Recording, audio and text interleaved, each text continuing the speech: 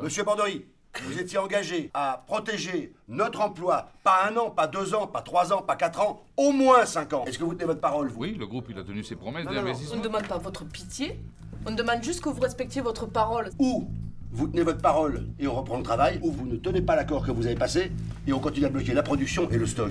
Ouais, voilà. Écoutez, Non, mais c'est sans appel. La justice, aujourd'hui, est là pour dire non à la fermeture de l'entreprise.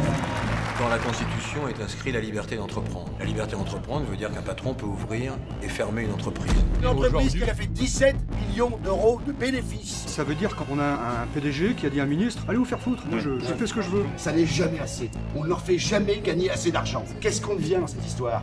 Qu'est-ce que deviennent les salariés? On sent personne dehors. C'est des familles entières, des enfants, des pères, des mères.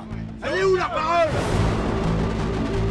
Je me bats pour un chèque qu'on va toucher à la fin de chaque mois. C'est pour ça qu'on doit se battre, tous ensemble. On n'a plus rien à perdre. Je vous demande de partir. C'est illégal. Entendez ce que je vous dis. On ne bougera pas. C'est fini. Elle est fermée, cette usine. On est en train de crever et on se fout sur la gueule.